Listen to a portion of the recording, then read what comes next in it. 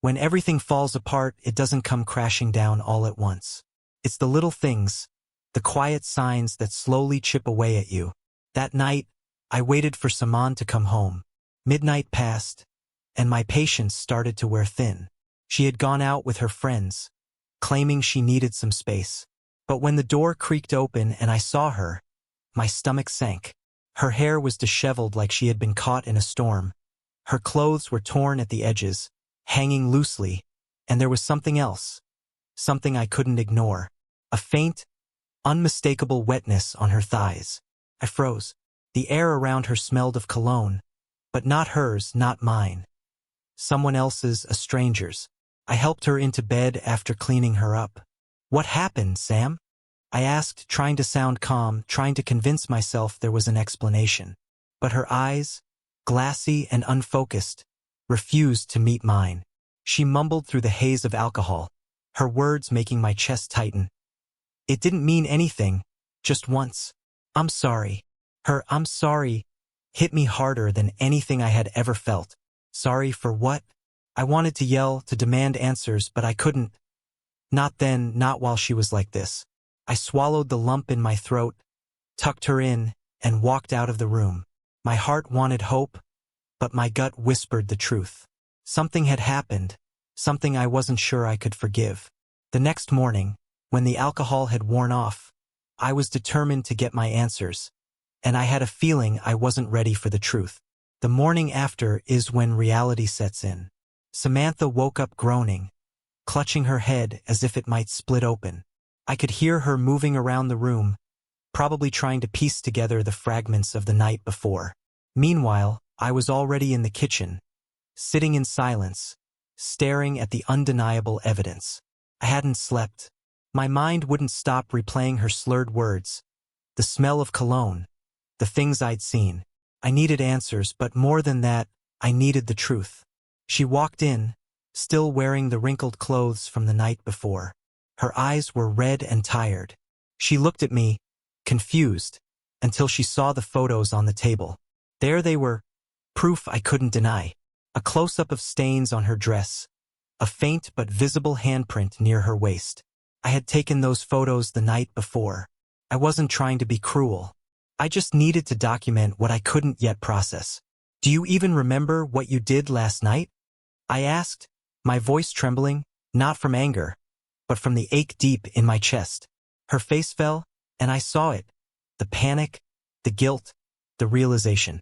She didn't need to ask what I was talking about. She already knew. Samantha broke down right there in the kitchen, her shoulders shaking as tears streamed down her face. "I'm sorry," she choked out. "I didn't mean for it to happen. It was a mistake." Her words sliced through me, sharp and cold. "A mistake," I said, cutting her off. "You didn't just trip and fall into this.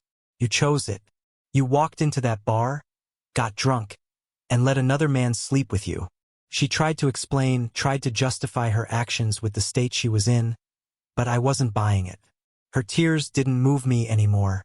They felt hollow, just like the excuses she was making. That was when it hit me. She wasn't just apologizing to me. She was trying to make herself feel better. And that was what hurt the most. She didn't fully understand the damage she had done to us, to our marriage. I couldn't listen anymore. I stood up, looked her in the eyes and said, "I need some air." Then I walked out, leaving her alone with the wreckage she created. You can't just let something like this go. Not when your trust has been shattered. Not when every part of you is screaming for the truth. I tried, God knows I tried, to push it out of my mind, but the questions kept eating away at me. Who was he? Why her? And most of all, how long had this been going on? Samantha's drunken confession had been vague and scattered, but there was enough for me to piece things together. A name, Adam. That was all I needed to start digging. It didn't take long to find him. With social media, connecting the dots is easy when you're determined. Adam was exactly the kind of man you'd picture. Polished, successful, oozing charm, the type who could talk his way into or out of anything. But what struck me harder was something worse. Samantha followed him and he followed her back. This wasn't some random, nameless stranger. They knew each other. One detail caught me completely off guard. Adam was married. Not just married, he had children. His social media was filled with pictures of a seemingly perfect family. Vacation snapshots, birthday celebrations, cozy Sunday mornings at home, all proudly displayed on his Instagram. He looked like a man who had it all. But then again, so had I. And look where that had gotten me. The deeper I looked, the more the puzzle pieces began to fit. I needed to know how far this connection went. Samantha's phone became my next target. She didn't realize I was watching, but I had to uncover the full story. Late at night, while she slept, I unlocked it. That's when I found the messages. They were short, casual, but damning. Adam knew she'd be at the bar that night. Their conversation was light, just enough to set the scene. He showed up because he knew she would be there. This wasn't a random encounter. It was orchestrated. My hands trembled as I read their exchanges. The texts weren't lengthy, but they didn't need to be. The evidence was clear. This wasn't a spur-of-the-moment lapse in judgment. It was deliberate. Perhaps they hadn't spelled everything out explicitly, but it was enough to see they both knew exactly what they were doing. That night, I made a decision.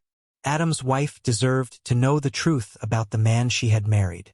She needed to see what kind of person he truly was. And after I dealt with him, I would turn my focus back to Samantha.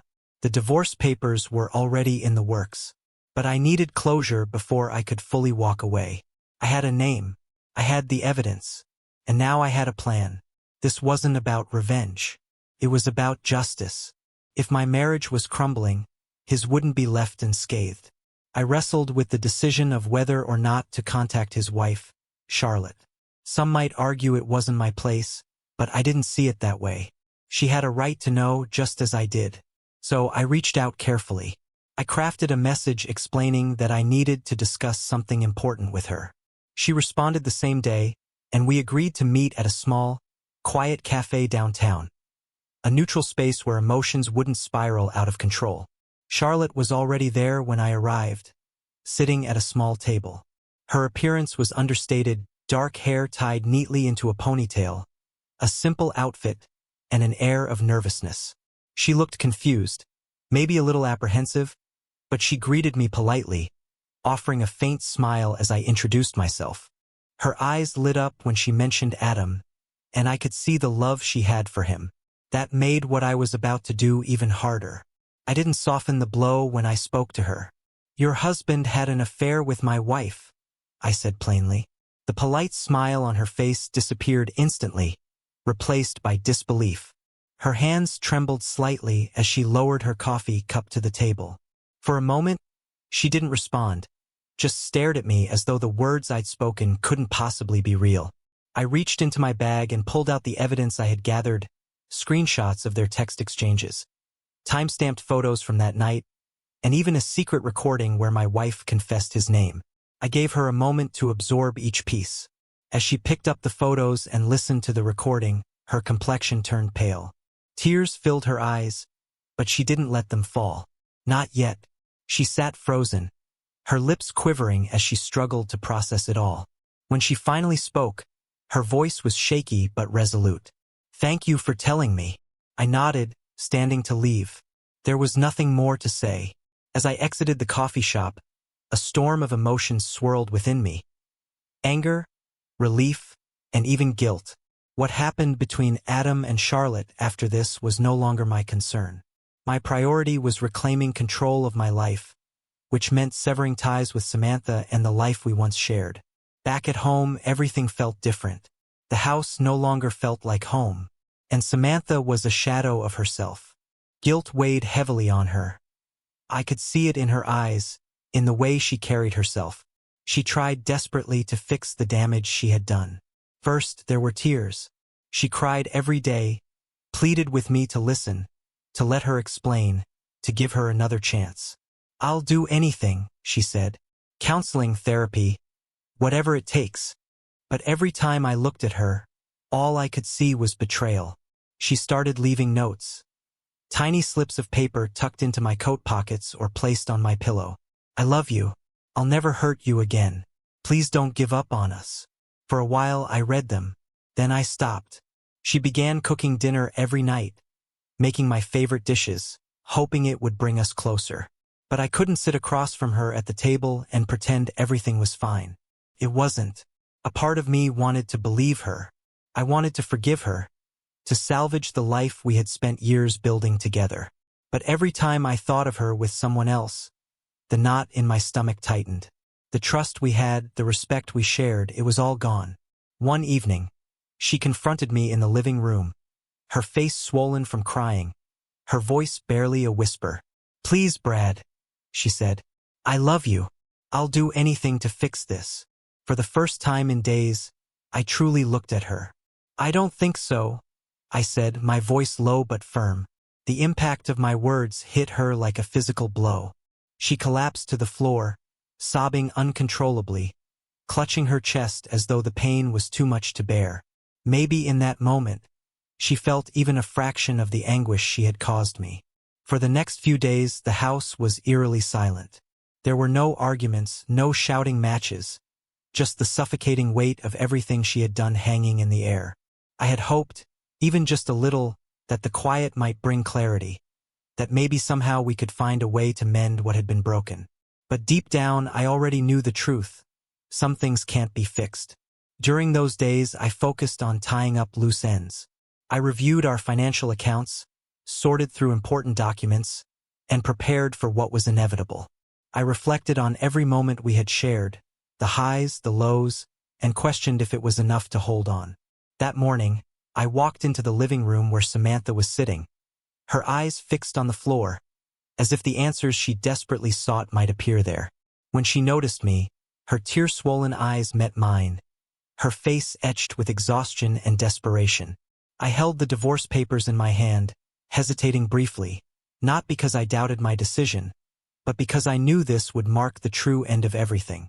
"You made your choice that night," I said, my tone steady and resolute. "This is mine."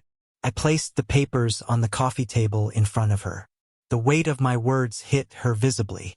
Her entire body went rigid, and her trembling hands reached for the papers. "Brad, no, please," she whispered, her voice breaking. "We can fix this. I'll do whatever it takes." She dropped to her knees, clutching my hand, sobbing so hard it seemed she might choke on her own grief. "Don't do this," she begged. "Please don't throw us away." But the reality was, she had already thrown it away. In one selfish act, she had shattered the foundation of trust we'd spent years building. And without trust, what was left? I gently pulled my hand free, though my resolve didn't waver. "I can't," I replied, shaking my head slowly. "I've tried, Sam. I've thought about it every possible way. But I can't see you the same way anymore. I can't see us the same." My voice didn't rise, it didn't need to. The finality in my words spoke volumes. I turned and walked out of the room, leaving her crumpled on the floor, her sobs echoing behind me. A strange mix of emotions settled over me as I left. Grief, certainly, but also a sense of relief. For the first time in days, I felt like I could breathe again. It wasn't the ending I had hoped for, but it was the one I needed. Some decisions leave scars too deep to heal, and hers was one of them. It's strange how the conclusion of something that once meant the world can feel so empty. Yet that was my reality. I left that marriage a free man, though freedom wasn't what I had imagined. For weeks, I couldn't even set foot in our bedroom. The scent lingered there, tied to memories I didn't want to relive. I slept on the couch instead. But gradually, things began to shift. I stopped focusing on the empty spaces she once occupied and started envisioning new possibilities. I replaced the furniture, rearranged the living room, and even painted the walls a fresh color. It was my way of reclaiming the space, of saying, "This is mine now." I wasn't just rebuilding the house. I was rebuilding myself. The cracks she left behind didn't disappear, and the scars remained, but they started to ache less over time. In their place, I found something I hadn't felt in years: peace. As for Samantha, I don't know where life took her. Once the papers were signed, we stopped communicating. I heard bits and pieces, how she struggled to move on, how life wasn't easy for her. People like to say that time heals all wounds, but I don't believe that. Time doesn't erase pain. It simply teaches you how to live with it, how to grow around it. For me, that meant learning to embrace solitude.